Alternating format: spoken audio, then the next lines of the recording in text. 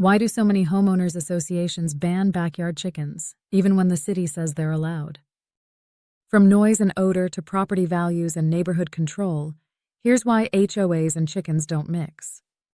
Across many U.S. cities, backyard chicken keeping is legal.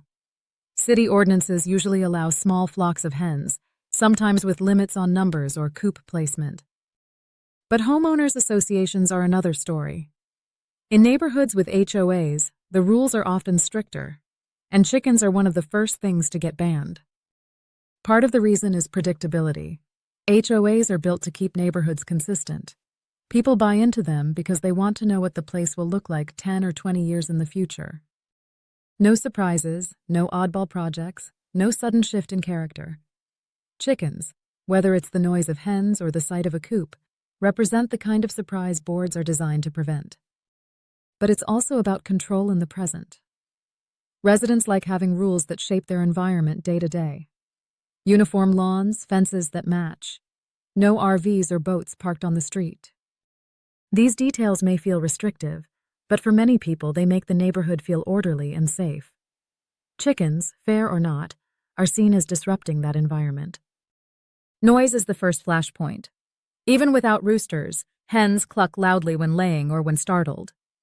HOAs lean on quiet enjoyment clauses to shut them down, sometimes after a single complaint. Odor and waste follow close behind. A well-kept coop rarely smells, but the assumption is that it will.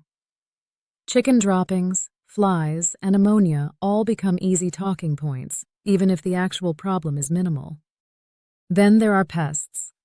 Feed left out can attract rodents, and predators like raccoons and coyotes are quick to notice chickens. Some boards treat these risks as automatic reasons to say no. But here's the contradiction. Bird feeders are often allowed in HOA neighborhoods. They attract rats, squirrels, and even raccoons, yet no one objects. Coyotes that slip under fences usually come for cats and squirrels as well, and raccoons raid trash cans more often than they break into coops. Property values are another major argument. Boards worry that a coop, even a tidy one, makes a street look more rural and less suburban.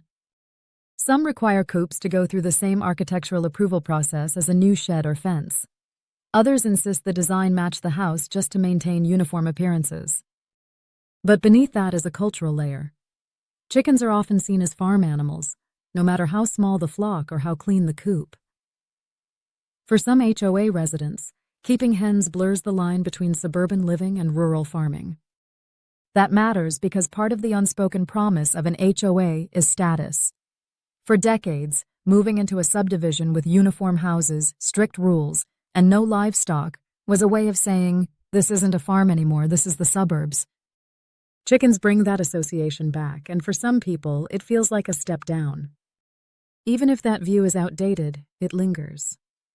Dogs and cats are considered pets, bird feeders are considered harmless, but chickens carry the weight of history. They're tied to work, to self-sufficiency, and to a style of life some HOA boards don't want to see in their neighborhoods. Health concerns also come up.